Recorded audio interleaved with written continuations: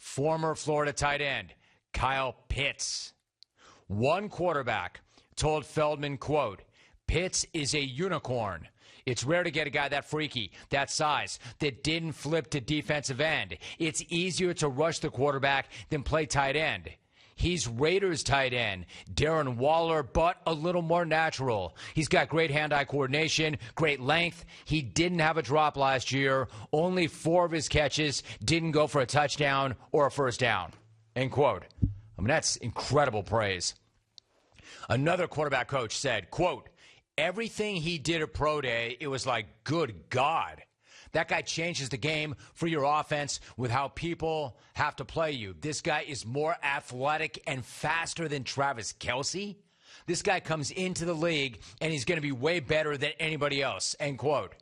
I mean, now you're just getting crazy with it. Better, faster, and more athletic than Travis Kelce. He's going to enter the league better than anybody in an era where there are some amazing tight ends. And then you got a wide receivers coach who said, quote, "He's ridiculous, man. Ridiculous." This quote is great. Quote, "He's ridiculous, man. Holy crap. To be that big and that fast and that skilled. Wow." Now, you hear that, and you watch tape on Pitts, and you can understand why he might be the first non-quarterback off the board.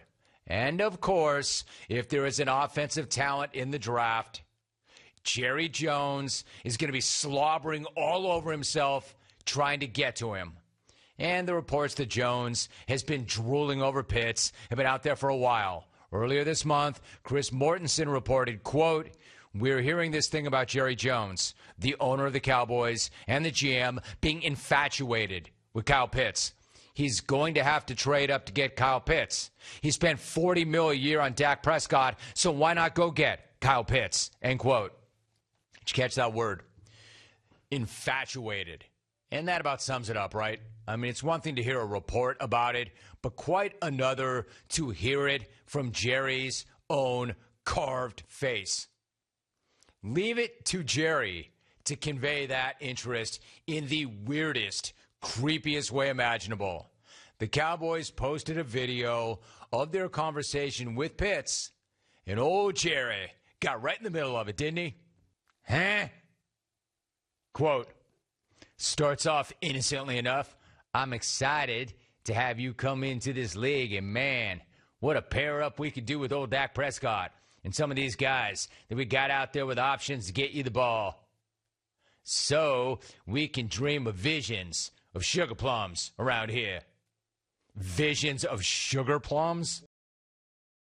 Did this old dude just make a reference to, what's the night before Christmas?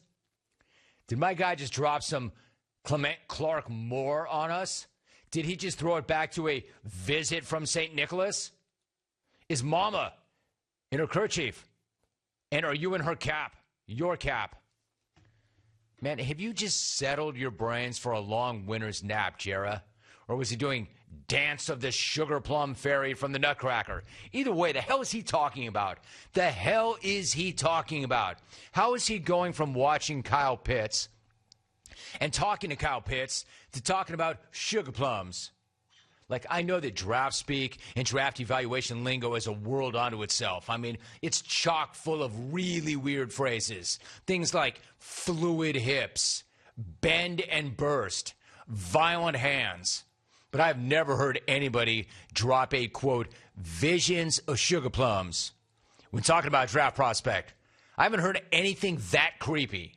And, of course, it makes total sense that Jera would be having visions of sugar plums about an offensive weapon, man, because that's how he rolls. That's what he does. That's what he says.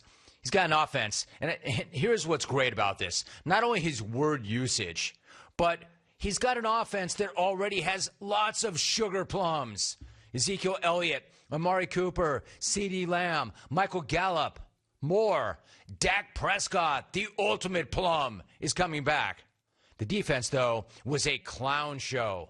But by all means, definitely get your visions of sugar plums over another offensive weapon. Never mind that the defense allowed the most points in franchise history and the second most yards in franchise history. The only way to fix a good defense is with more sugar plums on offense. We all know that. Man, that defense was so bad that their only highlight last year was when Mike Nolan got hot sauce in his eye at the presser. I mean, you could draft a safety. You could draft a DB. You could draft a linebacker. You could draft a defensive lineman. You could trade down to stockpile more picks to bolster a crappy defense. Or you could just draft a tight end who you are, quote, infatuated with. Then again, this is the same Jerry Jones who had to be practically dragged away from picking Johnny Manziel and going with Zach Martin instead. One guy is a six-time All-Pro, a member of the All-Decades team, and a future Hall of Famer. The other crashed out of the league and faced domestic violence charges.